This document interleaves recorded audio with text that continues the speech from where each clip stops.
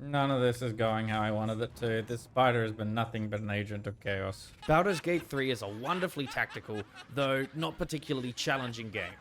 Particularly when you're playing it like a complete munchkin, always doing multi-classes, always taking that 2-level dip for action surgeon fighter. Which actually got me thinking about all I miss out on in Baldur's Gate 3 by playing that way. Never getting an actual class through to its final levels and seeing what those offer. Always taking preferred classes and using dominant strategies. What if I avoided multi-classing my perceived best classes and went all in total immersion therapy with another class? One that I've never used before. The Ranger.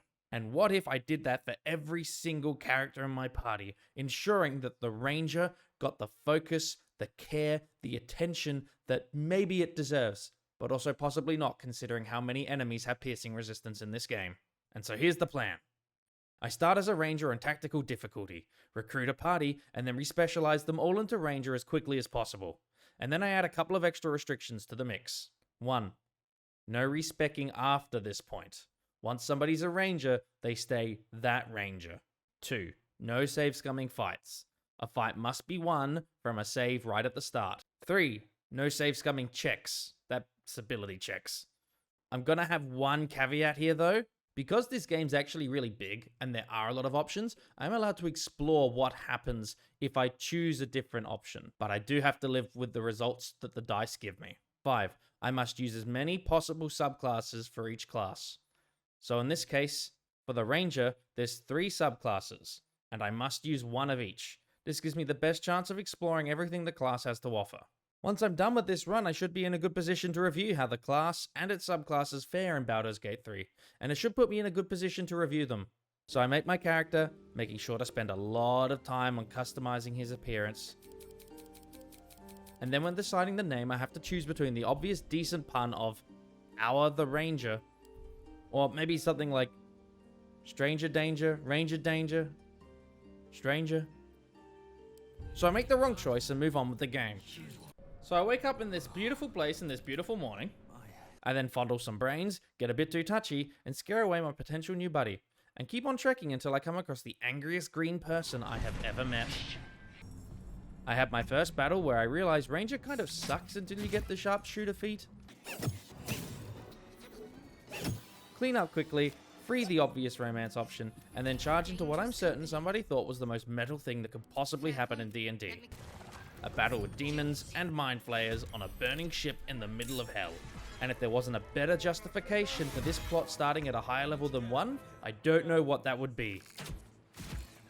Anyways, we fly, poorly, out of that mess and then land, poorly, and begin the game properly. We re-recruit the first girl. I save a man who is seemingly far too accomplished to be level 1, get enraptured by his hair, and decide he must definitely become a Ranger. I then locate the 4th and final member of the Fun Brigade. Attempt to exert dominance. Enough gawking. Get me down. Never. And fail. I then make off to the chapel to unlock withers and convert all these rubes into Rangers. After a couple of straightforward encounters that I won't really dwell on because the challenge hasn't even started because not everyone's a Ranger yet, I unlock withers only to realize I don't actually quite have enough gold to respecialize everybody into Rangers. And so I make my way to the Druid camp, where I can get a vendor to sell things and get that money. I put up a rather poor defense, and for the first time ever, this idiot dies in the battle. Well, never seen Aradin die before. I'm not reloading that, that's hilarious. I get into town, sell literally every random piece of crap that I've picked up, make enough to afford the respecs I need, and then head into camp to create Team Ranger Danger. And confident I am now completely invincible, I decide to put the pain on some Harpies. This was a terrible idea, and it goes terribly, with the bulk of the party falling victim to the luring song after being unable to break the Harpies' concentration in round 1. Okay. Okay. Oh, for God's sakes. Oh, for God's sakes. Rough tempest I will raise. Oh, fuck.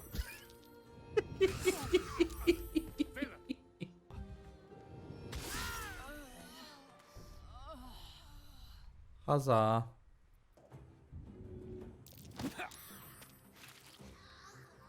So I give up on that temporarily and travel a bit. Decide to do some interpretive dance.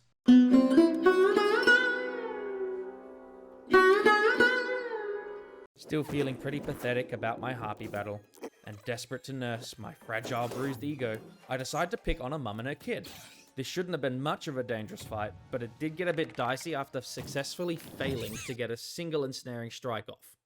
Still though, I fluke through it and managed to get my first Team Ranger Danger victory under my belt. I steal from a god shrine, which I'm sure will just be a once-off, and level up again, giving me access to our subclasses. I make one of each, a Gloomstalker, a Hunter, and the disappointing one. I make the choice to go 2 Hunters instead of 2 Gloomstalkers. With the benefit of hindsight, I think this was a mistake. Gloomstalkers relatively early on get a free extra attack on the first turn. The first turn in battles in Baldur's Gate 3 are by far the most pivotal, with all enemies being alive, positioning not being yet how you need it to, abilities not being casted yet. It's really, really easy for turn 1s to go really bad, and the ability to get an extra free attack there for no cost, that's huge. The Hunter gets a really useful ability at level 11, but unfortunately, that's basically the end of the game. And the game's probably at its most risky in Act 1, where you don't have access to a huge sorting of items. Regardless, present me doesn't know this. I also go hard on Ensnaring Strike and Hunter's Mark, unaware that I will not get a single successful Ensnaring Strike for the next, I kid you not, 3 hours of gameplay, because fuck you. I meet a very good boy and send him to my camp, certain that I will have use for him again, and journey onwards to find a boar suspiciously drained of all of its blood. What could it possibly mean? I journey into a stinky goblin-infested village and decide to sneak off to a better vantage point to start this fight. I slink my way successfully onto the roof, at which point for some reason, I give up on being stealthy and just talk to the goblin outright. I do successfully talk my way out of a fight, before remembering that when I woke up this morning I did indeed choose violence, and attack them anyway. This fight showcases a lot of the strength of the Ranger class. Distant enemies on lower ground just aren't going to have much of a chance. I clean them up easily, jump into a basement, and discover literally the most run-changing items in the game. Funny hats. I immediately kit everyone out into their hipsteriest forms. I keep on going to find some teleporting spiders. Lacking a high vantage point, this fight requires a bit more effort than the previous one. I then, during the fight, spot an opportunity for the next level big brain tactical gameplay mega move. With this spider on a destructible web, I aim for the web to destroy it and have the spider fall down for massive damage. Oh. I clean up the spiders, lose Lae'zel to poison, bring her back up, lose her to poison again, and then make off to another basement to get the best start of Act 1 item. The Braces of Defense, otherwise known as the Nudie Gloves. Because with high enough early game dexterity, this is probably going to give you the highest AC in the early game, particularly if you're running a Dex Monk. I am not running a Dex Monk, but I do look fabulous now. Making my way further across the land, I find this poor old lady being harassed by some very unreasonable men. I rush to her aid and immediately get accused of being a menace. He's with the hag! Don't bloody stand there gaping. Get him! I don't understand. What part of me looks suspicious? I travel slightly further down the road, pass a check that I have literally never failed, and immediately slash property prices for this corner of Faerun forever. I attempt to do business with kind old Auntie Ethel, Keep that hole under your nose shut. and sell her every random piece of lint in my pockets, and then head back to the starting area of the Nautiloid crash site, because I'm nothing if not extremely inconsistent. Here I meet a pale man, with enlarged canines and red eyes, and spectacular clothes, and immediately deduce that he is an upstanding member of society. After a brief misunderstanding, we brofist, and he heads off to my camp. Going back to the Druid's Grove, I meet another character whose backstory has no business being attached to a level 1 character, no matter how much you try to wave away a power-increasing tadpole somehow resetting everyone's level to 1. I meet a lady who likes snakes very much, and actually fail an ability check here for the first time. And so now suddenly I'm super invested here because I'm not sure how this is going to end. Sadly, right afterwards I pass an insight check, and I'm able to defuse the situation without any kids being eaten by any snakes. I move further and looking for somebody else to cure tadpolitis, have a brief conversation with Nettie, and sensing a bit of awkwardness, I realize that my attire might be causing some issues in helping set people at ease. So with the magic of shape-shifting underwear, I borrow an upgrade from Shadowheart, and voila! Things will not be awkward going forward from here. I am beautiful. This doesn't work as I immediately realize she's trying to poison me. She tells me if I don't want to die, I need to find a man who is way too comfortable embracing his inner and outer fairy and gives me some poison I will definitely forget to make use of. Dead set on getting my mojo back, I start a jam session with a fellow terrible musician and proceed to power chord. Damn it. Come on, I was born for this. No!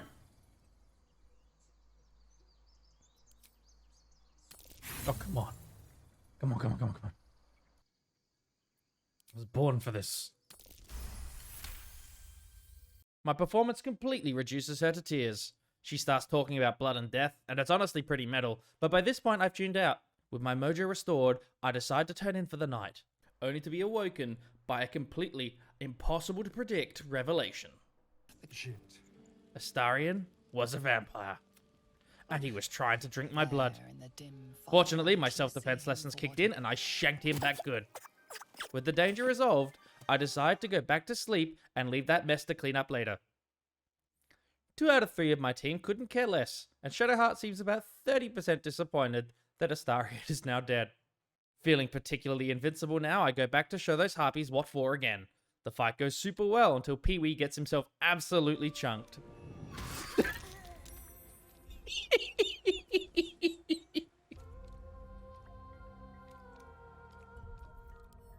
It's not meant to be a hard fight. After crying my eyes out over his death, I decide to refuse to live in a world without him and reload to the start of the fight to go again. The fight once again goes super well until literally everyone gets lured by another Harpy song and we get absolutely chunked. Oh my god, everyone's lured? Are you... Okay. No, hit him, he deserves it. Oh, you still... Oh my god. Okay. Yep. Just kill him. He's useless. They're all useless. My freaking god. All I can trust is my spider.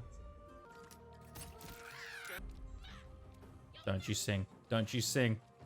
You bastard. Oh, all 3. Brilliant. What? Where are you even going? Fortunately, we recover this time, and after witnessing the world's most confused harpy... What the... We wrap things up. I run around giving everyone the chance to tell me how awesome I am.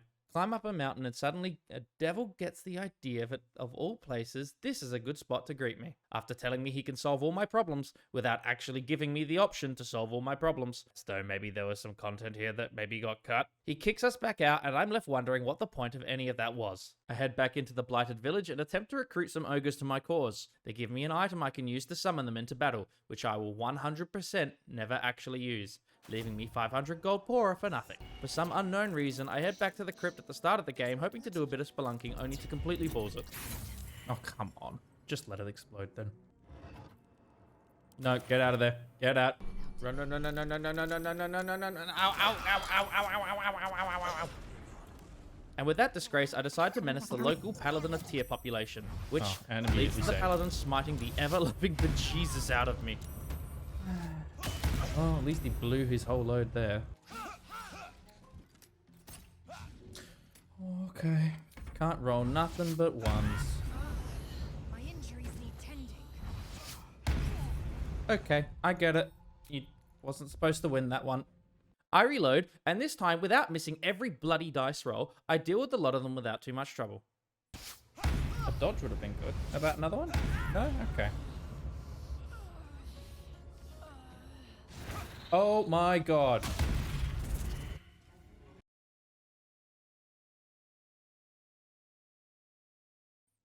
I then greet another party member whose backstory is once again way too accomplished to be at level 1 and stick her in my camp where I plan to never talk to her again. Feeling big and tough now, I decide to clear out one of the more dangerous early game encounters.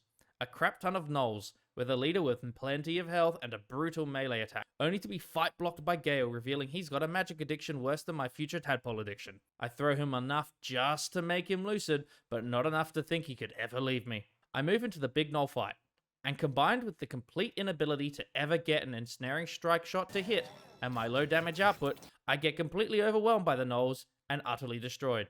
Just to confirm that wasn't a coincidence, I try it again and get the exact same outcome. Oh, goody. Disappointed, I decide to pick on a smaller group of gnolls and head down to the secret Zentarim camp. That's far enough. After getting called out by the It's your leader business and to asked to punish state the my lady who business will down kill you here, I clean. decide this time Then to your perform the aunt sneak ability decides his challenge, fate, as assuming well as that your after own. showing So just make how it sneaky good. I am, she will decide that I am just way too sneaky to kill and give me a job or something. Trust. Lads. Oh, that didn't solve anything. That did not work out, so I reloaded and just passed the other skill check. Oh, for bull's sake. I then try and loot the camp, and here's where I learn that my spider companion scares the shit out of everyone. In fairness, a huge spider does seem like the sort of thing that would send everybody into an absolute panic. But lordy, it is hard to steal stuff and break into rooms when NPCs are panically running around in every random direction at every random time. I'm sure this won't cause any problems further down the track, and I'm sure it wasn't enough of an issue that a recent patch fixed this exact issue. At this point, I've also hit level 4, which unlocks a feat selection. I get Sharpshooter for every single character, allowing higher damage on hit for a -5 on attack rolls, making it so my attacks can now do sizable damage provided I can get my hit chance high. From here, I take the secret tunnel down into the Underdark. I encounter 2 Minotaurs who I assume will be complete pushovers thanks to me having both distance and the high ground. Then, for the first time in history, I actually land an ensnaring strike. Wait, what about my special Gloomstalkery ability? What? Why? I proceed to follow up this incredible tactical display by accidentally sending Lae'zel down to attack with melee weapons instead of her ranged ones. Oh, crap. No, oh, for God's sakes. This doesn't cause too much trouble, and I somehow manage to get another ensnaring strike. Unfortunately, he shakes it off and unmakes Lae'zel. Oh, you can kill her now. It's fine. Yep. Fortunately, the fight ends and she stabilizes. Unfortunately, there is a huge-ass Minotaur now on Okay, top of better her, save the and I thing can't back. actually click her to just get her back up. And because I'm too cheap to use a healing spell on her, I keep trying to find a way to raise her. I can't. I can't interact with Lae'zel. No, please. She's right there. Stop. Get the woman. I can't. Until I accidentally trigger another trap. No, oh, for God's sakes. Realizing that she is now in extreme danger, I try to heal her with a healing spell, but get the healing spell off a second after she fails her final death saving throw, and she dies, forcing me to use a resurrection scroll. Oh, for I get invited to Mushroom Town. Once again, sell all my random junk to people who don't seem to know any better. And at this point, it's where I meet up with the most overpowered companion on all of Baldur's Gate 3, my man Glut. Glut has the ability to raise literally any creature slain in the Underdark as an ally to fight for you. Literally any creature at all. Yes, any of them. This is absolutely as overpowered as it sounds, and I always forget to actually bring Glut with me, finish off the Dwergar, and then suddenly realize I can't get him anymore. So I get him early on and resolve to 100% make use of him this time. So unfortunately, I forget to make use of Glut's incredibly useful ability, and journey off further into the Underdark. I make it to Mr. Bibberbang, and wonder how I'm going to balls everything up again this time, until I remember that the Githyanki Mega Jump racial ability makes it literally impossible to mess this up. I get the Noble Stalk for a bonus point too. Anyways, I unfortunately managed to corrupt the rest of my footage in the Underdark, but basically, I get Glut killed before he can actually do anything useful, chuck a tanty and decide screw the Underdark, and go above ground to take my frustrations out on the gnolls. Oh. Yeah, I guess that's what happens if you leave them for a while. You absolutely body me again. My injuries. Oh, sweet Jesus. So instead I travel west, see a dragon, Lae'zel starts super simping, and then my party reaches God mode. To elaborate slightly, level 5 is in my opinion by far the biggest power jump in the game. Martial classes get access to a second attack on this level. It is such a dramatic jump, and such a huge opening up of the game and builds that I honestly wish this game started at level 5, and that Act 1 was balanced around starting at this level. But whatever. We're at that level now, and save for a single particular fight, nothing else in this act should really pose any more danger to my party. So I go back to kick those gnolls' asses. Using my newly acquired Spike Growth spell, I seal off their approach, and start playing like the absolute most obnoxious zoning troll you have ever met. I easily pick off the enemies, except for one hyena who is way too smart to go anywhere near that mess. At this point I realize I have no idea how to stop channeling Spike Growth, and I literally have to flee the combat to make it go away. I'm sure this won't be a problem later in the run. What? Oh my god, you idiot. No, stop running. I need to talk to you. Stop running. I deliver the whole chest to get my hands on old mate Harold. Harold will stay with me for the entire game. I head on over to the Goblin camp and try to sort out the actual main task of this act, attempting to be diplomatic until, well, I'll just let this one play out. Let's try to be diplomatic, shall we?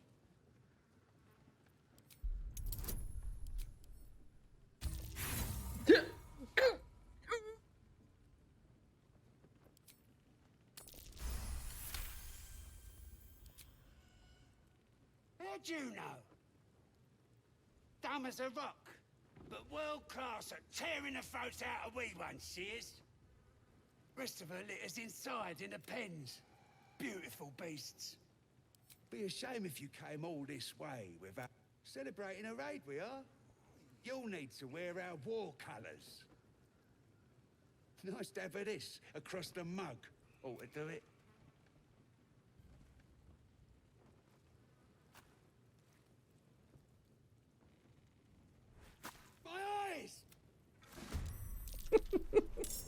I tried to be diplomatic, Gale. You saw. So I endeavor to use the more violent type of diplomacy to get my way through. Once again, using spike growth to completely ruin the day of anything hoping to melee me. It's a simple fight, and then, How do I quit channeling the spikes? after being pressured into taking tadpoles, I decide to try it just the once and immediately get hooked, giving myself the ability to turn hits into crits. I set about dismantling what is frankly not a very well organized resistance by having a goblin think she's leading me into a trap and allowing me and my team into a room where she's entirely on her own, which ends just about as well as you'd expect for her. I then rescue the most important character in the game, if you bought this game to fuck a bear. My spider then proceeds to just completely fuck up every single plan I had for this entire area by scaring a whole bunch of the characters permanently into different zones. None of this is going how I wanted it to. This spider has been nothing but an agent of chaos. And decide just to kill Big Boy with the explosives I already had on hand. I next try to see just how many fools I can shove down the exact same hole. Oh, what a terrible accident he had. Oh, tragedy. Before completely ballsing it and being forgiven for it. What? Oh. I kill off Minthara. Go on to draw Zoggledok's room and find that my spider has somehow also permanently scared this goblin up here into the rafters. Oh my god, what are you doing up here? After thinking I'm super clever, punching him off the roof and failing to kill him, Oh, you didn't die. I give up on trying to salvage anything from my excursion in the goblin hideout and decide to just take the fight as is and wipe out everything in my way. The fight is trivial right up until the enemies decide to use my own strategy far more effectively than me. Nice try. Oh. What? What's that difference in damage taken?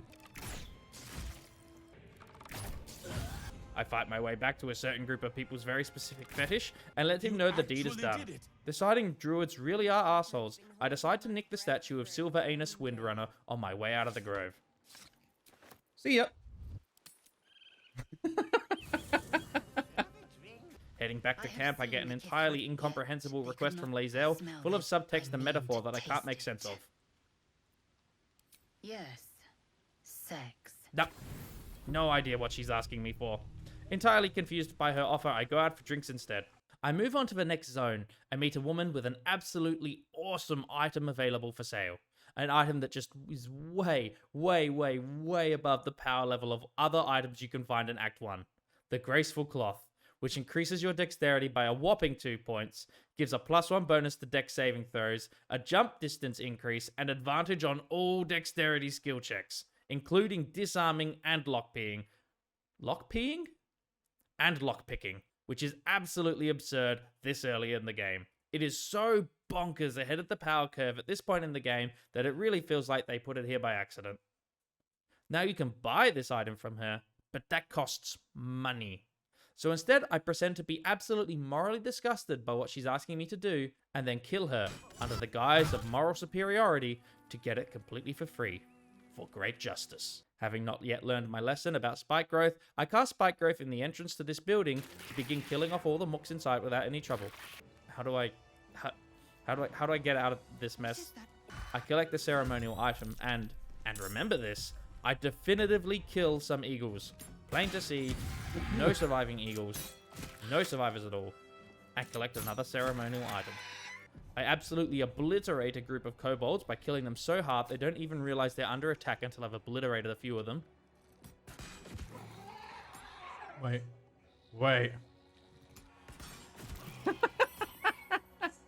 I wipe them out and collect the final ceremonial item.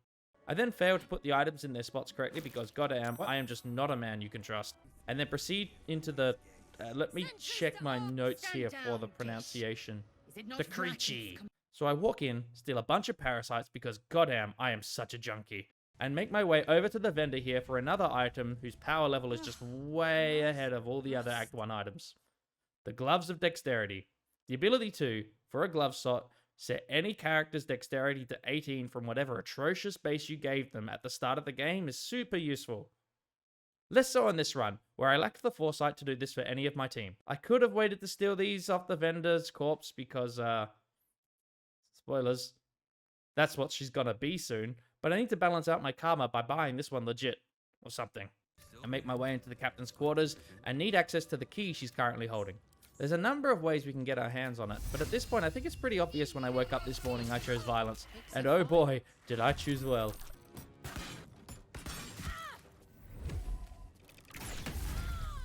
I'm convinced I'm a better diplomat than Lae'zel, so I dismiss her into the naughty corner and prep myself to be the most charming lad you have ever seen when talking with a goddess. Get out of here, Lae'zel.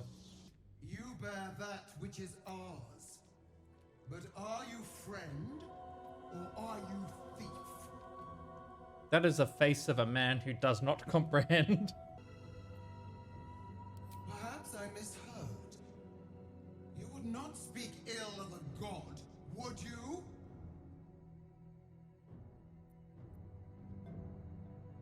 Blaspheming tongue, you wish to see godhood.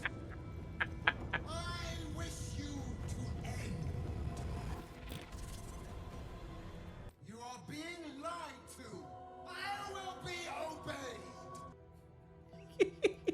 You wish to see godhood. I wish you to end. What are you doing? You. That's it. We're dead thanks to you. I wish you to end. Whoopsie! Forced to accept that maybe diplomacy isn't my best skill, I bring Lae'zel with me, and as expected, she starts behaving like a tier 3 sub. My queen. Skathai. You are permitted to look upon me. You are invited to kneel. The deathless queen has spoken. You will obey. Through some combination of button mashing, I eventually survive the dialogue tree and further the plot. After deciding not to rat out the senpai who put me on the path to a lifelong tadpole addiction, I decide to take on the feds. Get in the cocoon. Oh my god. I was expecting this to be a pretty difficult fight. Enemies here are level 5, so they've got double attack. The Inquisitor's got a lot of health. I just could have seen this going really badly. Instead, it goes pretty well. We eventually get an entangling strike on the Inquisitor, and he's doomed. Yeah. Oh, now that I've improved my hit rate, I can't hit shit. And we quickly finish him off after that. Oh, why didn't I do this first? I'm not a smart man. Oh my god, cocoon is unusable. The Rangers are still dangerous. No, you could stay on the ground. But yeah, with the increased damage from Sharpshooter, we can actually clear out enemies pretty quickly with double attacks. So the fight goes pretty straightforward. Fighter's still useless though. He really peaked during Harpies and he never did anything else. Come on. It's time. Oh my god. After dealing with the Popo, Lae'zel once again behaves like a tier 3 sub when she realizes her favorite streamer will never treat her like she sees her. Roared your wrath as a dragon. You promised ascension. Yet I crawl among my own people, low as an asp's belly. The team hits level 6, which is frankly just not that impressive, and then set about looting the Creche and collecting the Kamehameha stick. Anyways, we go back to camp, and Kithrak arrives to tell Lae'zel that there's a better streamer to sub to, and she's just bitter enough to consider it. I decide to head to the final area left in Act 1, and the source of the only fight that I've been at all concerned about for this entire first act. Because apparently I didn't want the fight with Nere to be at all dangerous, I work with the dingbats to betray him down the line. All I need to do is push the stinking eye down the hole without anyone seeing. Including the guy who asked me to push it down the hole for some dumbass reason. Attacked someone. What? Only the guards You guys are allowed to do on that, my because side, this you one idiots. is about- Fortunately, I managed to talk them down from punishing me for doing literally exactly what they wanted me to do. Anyways, I destroyed the wolf with an explosive. Whoops.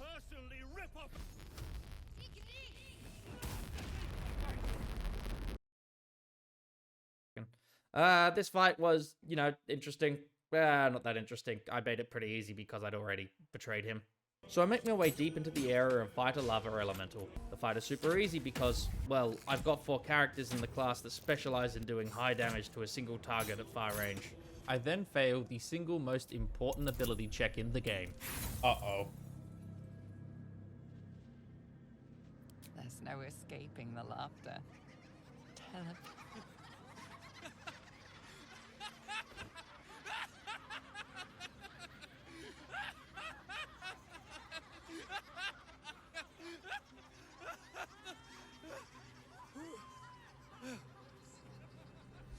I return back to camp to prep for what I expect to be the most difficult fight in the game for 4 rangers, and somehow manage to trigger Shadowheart's drinking cutscene for the 2nd time in one run? Anyways, here we go. The hard part. The Wankatron 5000 has one specific attribute that makes it rather awkward for a ranger. It takes double damage from bludgeoning weapons, and half damage from everything else. And arrows are not blunt. I decide to go for a slow and steady strategy, where I have my team spread out and slowly whittle it down from afar.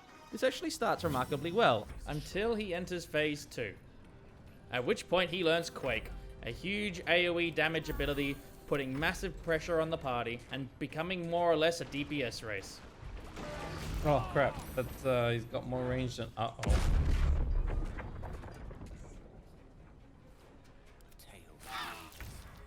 I then decide to actually use the hammer for once in my life to try and score a kill. To my surprise, it actually honestly doesn't do much damage. Hammer's done nothing. There must be a way. What follows is a series of fights where I'm forced to realize that no obvious cheesy strategy is really going to work. It's incredibly resistant to bow attacks, does huge AoE damage in its 2nd phase, has really good movement range, and deals stonking damage on hit.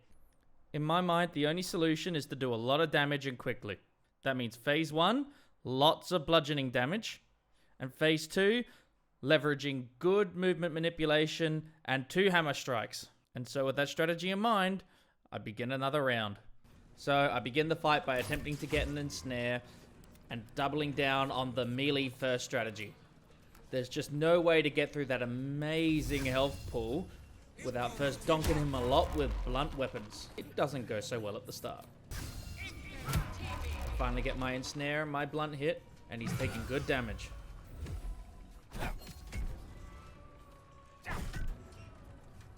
The issue with this fight is not Phase 1.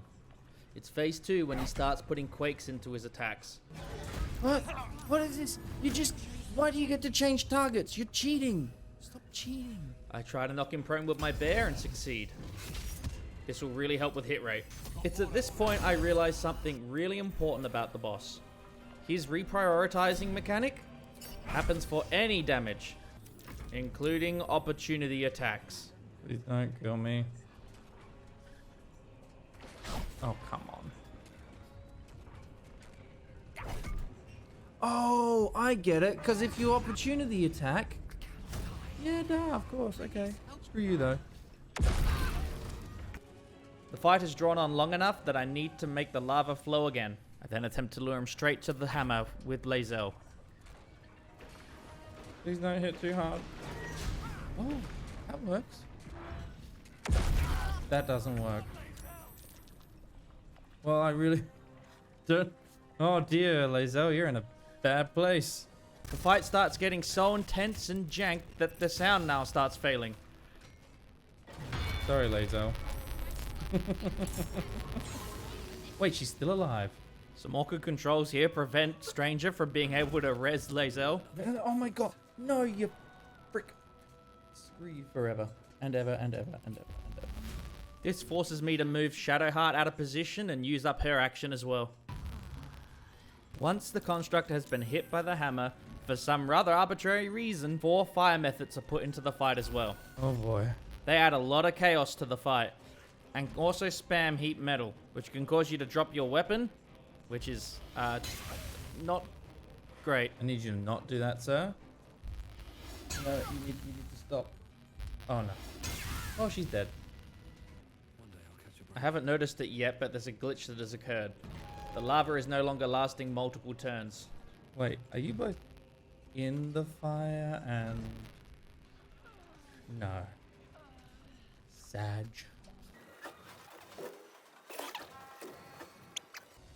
Did it just turn off in one turn? Is it... What the hell is going on, game? It's so confusing.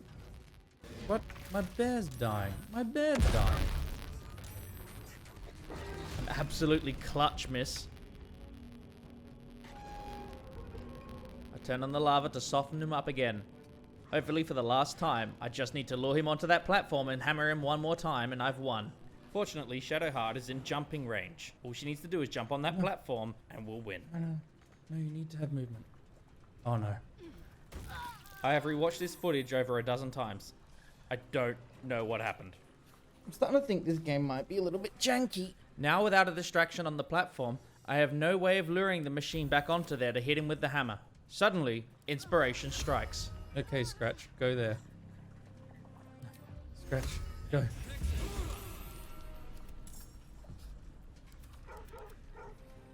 Need you to be a distraction, Scratch. Good boy. Wait, no, you can't kill Scratch. Yeah, that's fine. You can go for him. No! Oh, well, now game's over. Bastards, what'd Scratch do? Okay, well, you showed him what for. Really? Did you have to quake? I'm left with very few options remaining. I need to somehow lure him onto that platform to destroy him. Not wanting to deal with the additional chaos of a whole bunch of imps running around, I decide to clear them out first.